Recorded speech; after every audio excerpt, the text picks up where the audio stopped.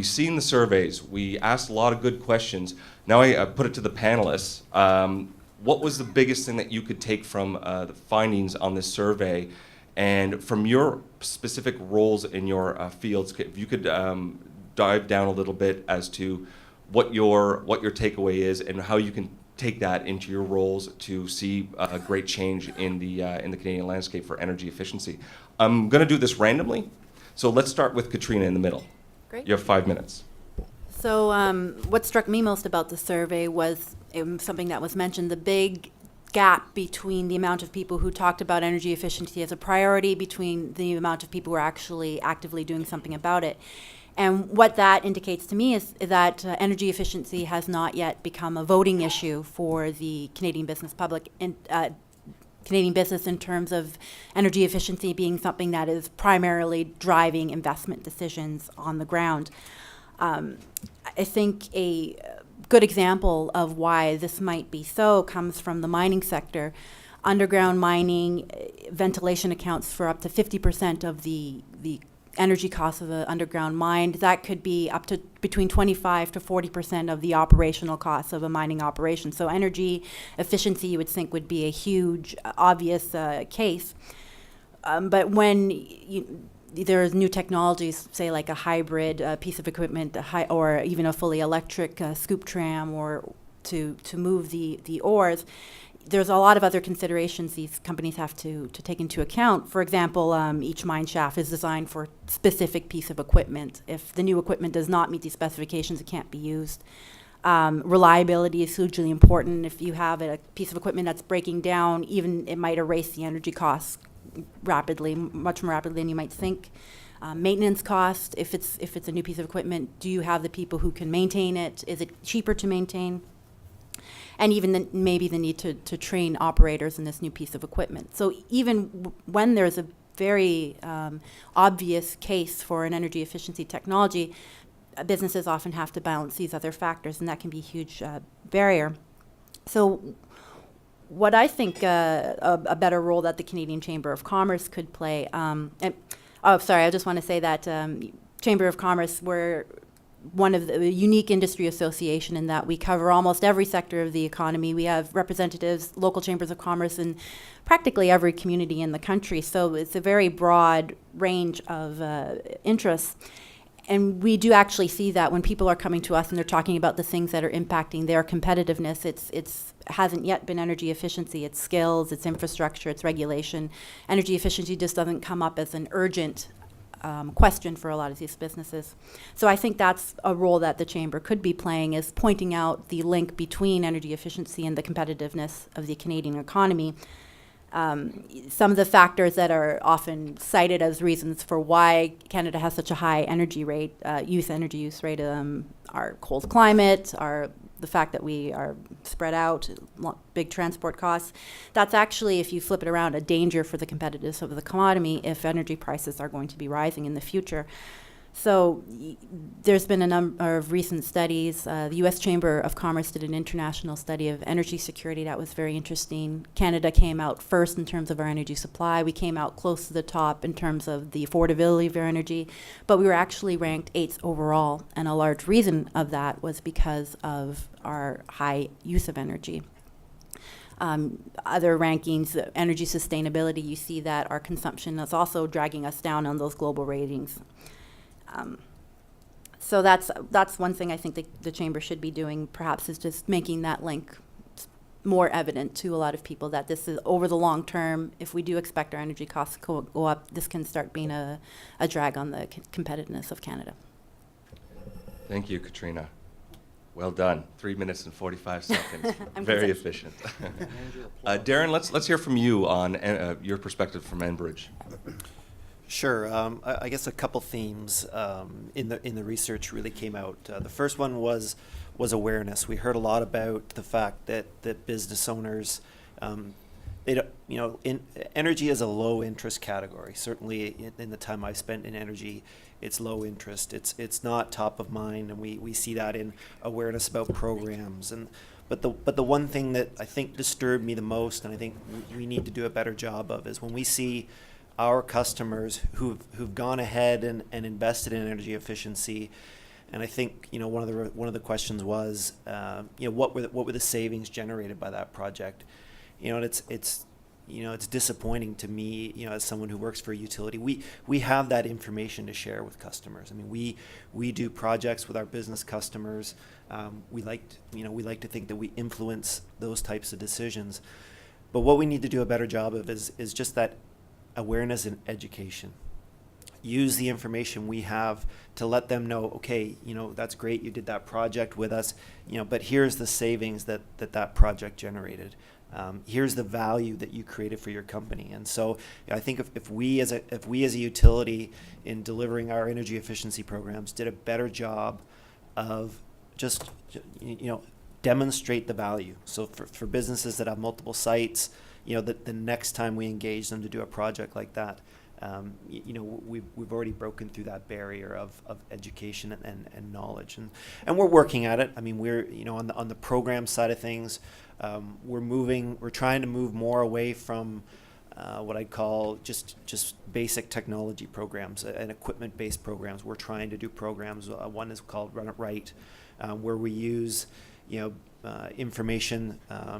You know, we have a small subset of customers where we have automated meter reading, where we understand on a daily basis the energy that business is using.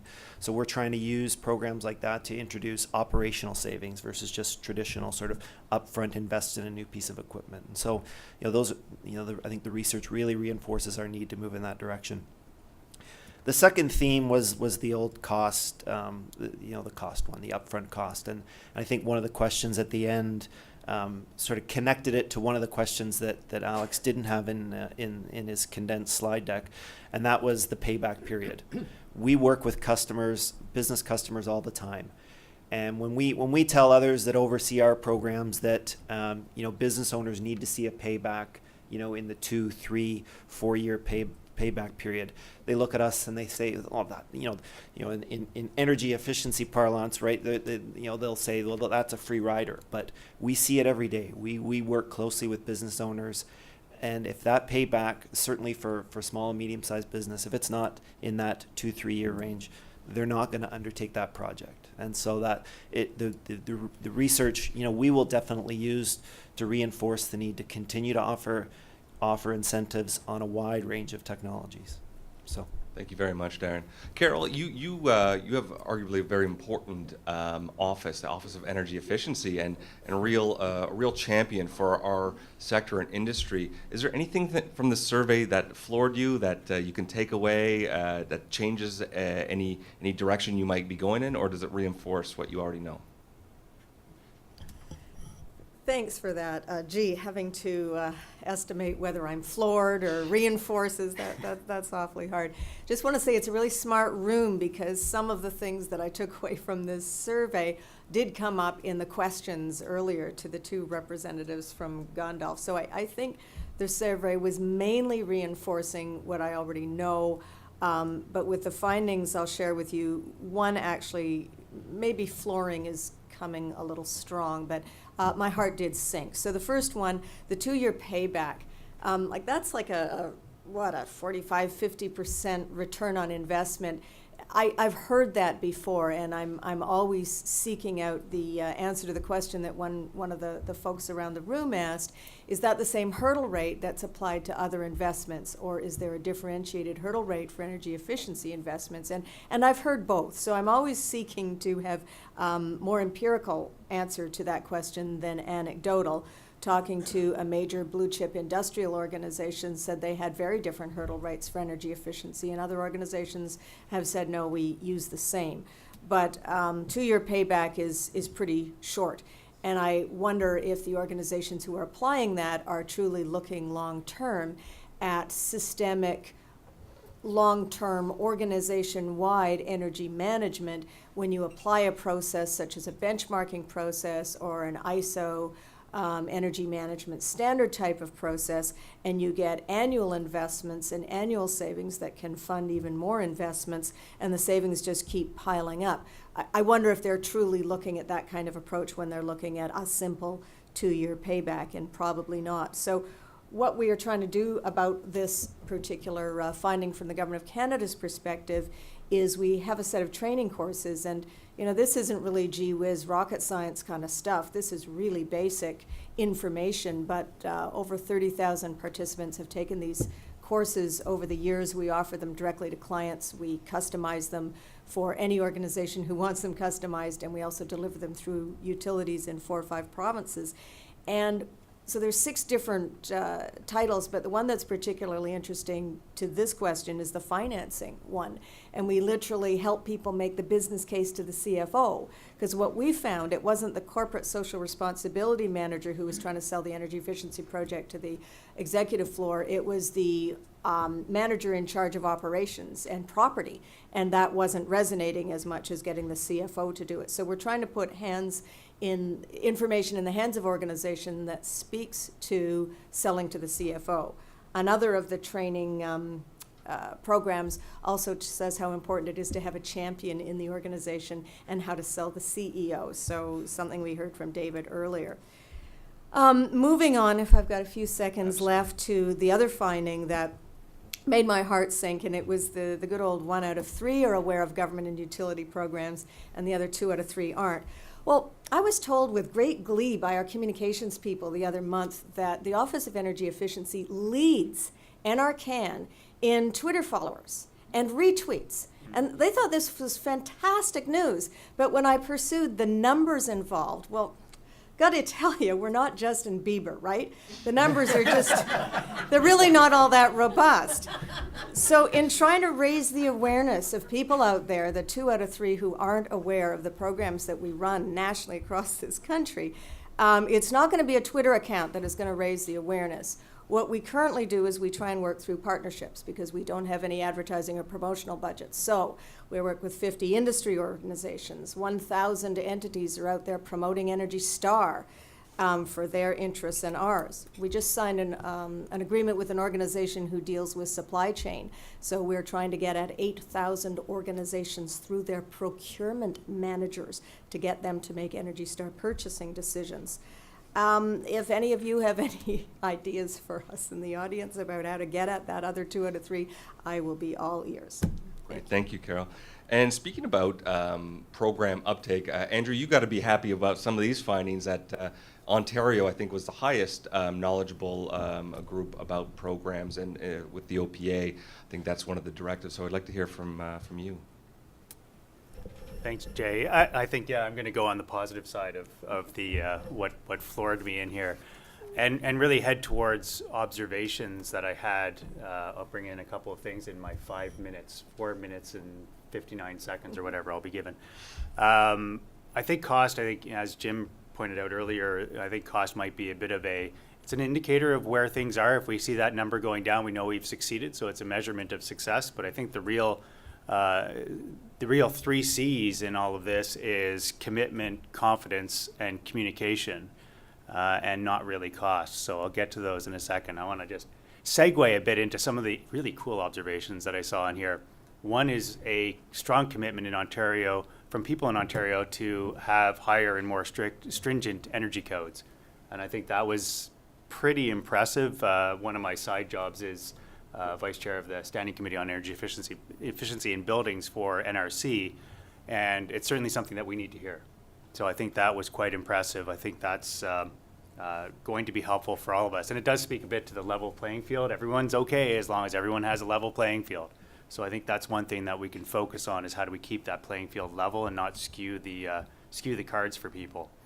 The aspect of people knowing save on energy and engaging in conservation, I think was 52% of businesses engage in save on energy or engage in gas programs. So I think that's pretty impressive as far as who's been out there doing this. One of the interesting observations, though, is that people aren't necessarily familiar with programs. And we attribute that to the same thing Carol was just talking about, which is the fact that we go after midstream markets a lot.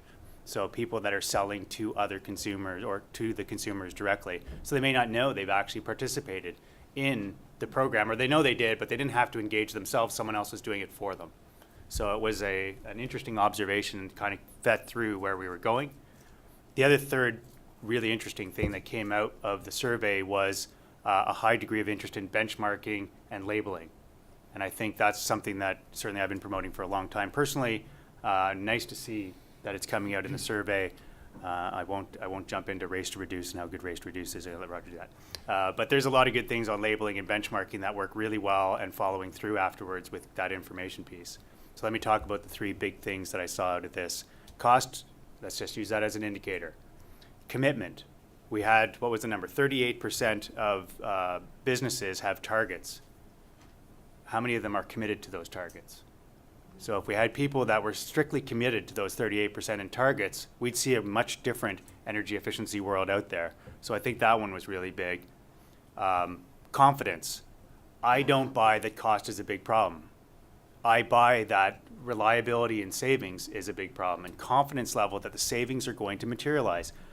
You would have to be, and Roger will correct me if I'm wrong, but if people came to Roger with an investment opportunity that had a 20% return on investment, I'm pretty sure that they'd get financing for it. So that's a 5-year payback. So why is it that the survey shows, 57% of people would proceed with a 2-year payback, but only 22% of people would proceed with a 5-year payback? Like 50% return versus 20%, 25% return, all good. You have to depend on the savings to be real and tangible in order for that to work. So I think part of our issue isn't that we focus on the cost, but we really need to focus on, are the savings credible and real, and are they going to follow through later on? Which leads to the third C, communication. How well are we communicating this?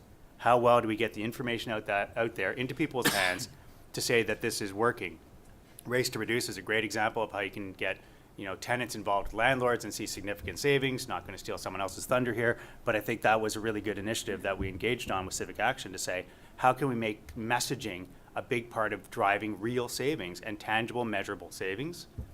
I think we talk a lot about rates when we talk about electricity pricing and gas pricing. Here's how much it costs per unit of energy, as opposed to how much consumption is someone using times the rate. So consumption still has not hit the radar.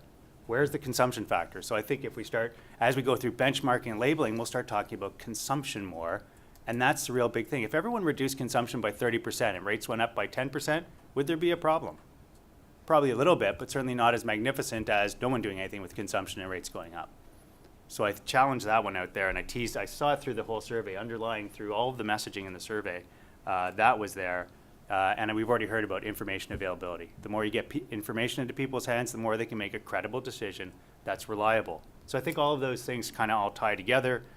We've seen great success in our Energy Manager program, where we're actually paying 80% of capital costs for a business or an LDC to invest in people in the HR side. So I'm surprised to see HR was so low on the scale, like it was 9% versus cost, which was a huge number.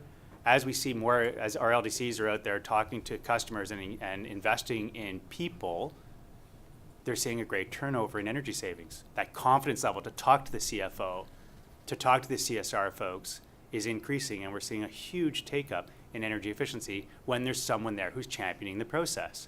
So that's why we had the Energy Manager program, and it's quite a success. So I think that one's working for us. So I'll reinforce the champion aspect of things in the survey. I think that was right on. So ultimately, a lot of really interesting and good things coming out of this survey. Let's use cost as our indicator as to whether we're succeeding or not, as that number shrinking over time. But let's focus on commitment, confidence, and communication. Thank you, Andrew. I like those C's. So let's go right to Roger then and hear from your experience with TD and Save to Reduce, or Race to Reduce, sorry. Sure, thank you. I'm going to get done under 5 minutes, so I get a round of applause. You haven't applauded anyone yet, you know that. We all finished early, and no one's got a round of applause, so I'm done now. There you go. It's the only one I'm going to get today, so cheap laugh and a little clap. Okay. I'm not going to be terribly different than what folks have said here, but maybe just a little bit of a different twist.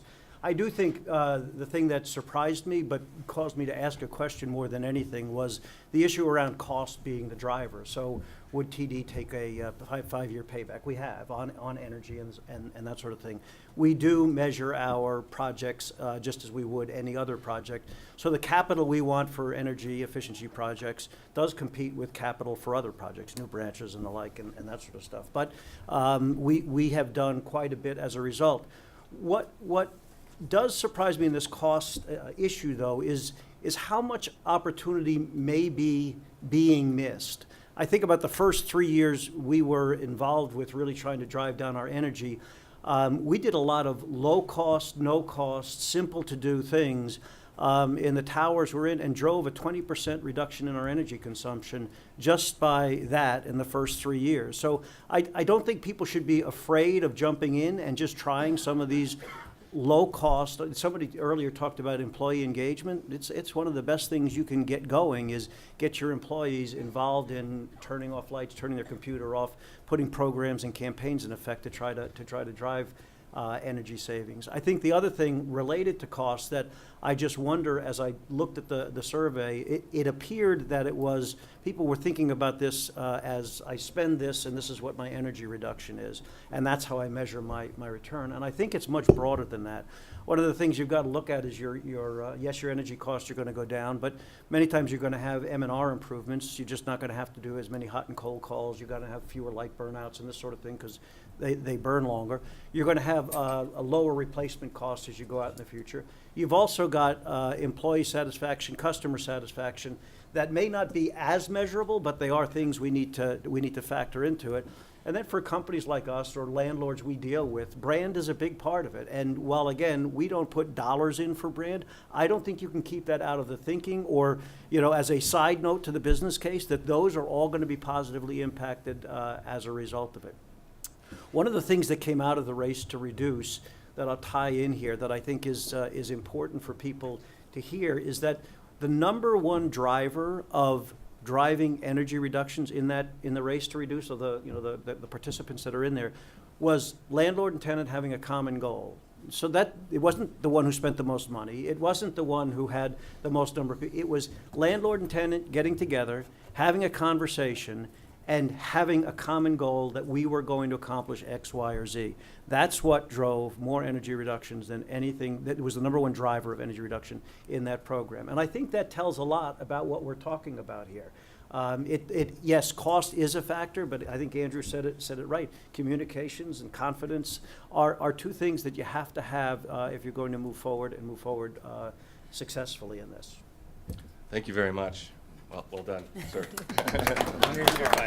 3 minutes and 30 seconds, very concise. David, I want to hear from you as an architect. What did you glean from the survey? Well, I think it's an interesting survey, particularly because I think what it really shows, I guess bottom line is part of the reason why I think we are the least efficient country on the planet, energy, is buried in the survey. And the comments in the audience about cost being a driver, I think, are interesting, because there's what we are seeing, I think, globally is that Canada, like all other countries, G8, 20, whatever you want to do, are looking at energy cost. But the real issue, I think, isn't just the cost of it, as we say. The consumption rate is key. And it's one area where Canada is actually not performing well. And I think what our surveys show particularly is that people don't really understand the true cost of doing business or the true cost of living residentially. And the reason I say that, one of the interesting trends that has been apparent or worldwide is in the industrialized countries. England, for example, Switzerland, the average size of housing is decreasing. And it's perceived very much as a positive, as opposed to a negative. And in the trends in Australia is looking through the same thing. The largest homes on Earth, increasing, are in Australia. They have a benevolent climate, but also a hard one. U.S. is second, and Canada is third. So our home prices, or sizes, have been increasing in the last 20 years. So they're more efficient. Our utilities are delivering, I think, as we know, energy at affordable rates, and the net return on that is that the public responds by building more. And that's one of the things surveys show. The other interesting one is, I think it's fairly clear, is that for different reasons, the institutional sector is probably the one that is best able to take leaps of faith, try things, and I think that's, for Canada, shows, and it's also something that we've seen architecturally in Europe, a bit Australia, as they say, and then also in the U.S.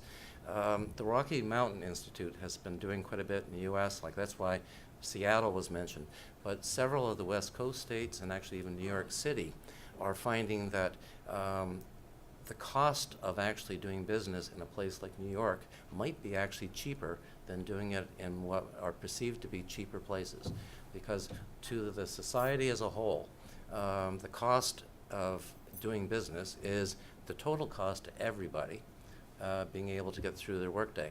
And that's what they were also noticing in England. As you say, housing sizes are dropping, and more importantly, the reliance on cars and non-public transit isn't recognized, or is recognized there, and it's not here yet. So I think we've got good survey results, and clearly the need for more education.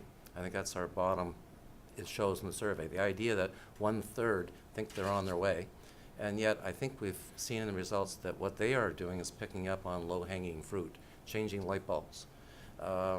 Whereas in reality, the harder issues are the why is it that we have such a high energy? And it showed this winter every time we had an ice storm or whatever, industries were coming back saying that cost us $50 million. Other businesses, like my own company, with architects and engineers, and we're mostly urban, we had days lost, no one got to work. And where are they coming from? 30 miles away. And yet, if we had a better transportation system, live closer to where we work, those costs in a harsh climate actually reduce. So that's another one. The other, which I think is a lesson that I think we're going to see in property management, is this whole issue, as we've been talking about, benchmarking and rate of return on the ROI of things. And Rocky Mountain and actually the GSA, who have an enormous portfolio in the U.S. of property, have recognized that one of the problems we get is that we'll say insulate, and then they'll say, oh, that has a 7-year return. That's fine. Change your windows, change this and that. And what is becoming clear, and I think this is the whole 2030 in the U.S. challenge, which is worth a lot to the bottom line of building owners, is realizing that taken individually, you may have 15 things that you can do with your personnel, how they get to work, how the building is built, how it's maintained. Individually, they all may have rates of returns that go from 2 years to 14. But if you combine all of them, the building suddenly becomes carbon neutral. And then you don't have energy costs. You have higher people, less absenteeism from work. And those are the cost savings that will propel countries and cities to be world leaders. Whereas the ones that don't face the difficult decisions, costs just keep escalating, consumption gets higher. It's more efficiently used, but there's more of it being consumed. Thank you very much.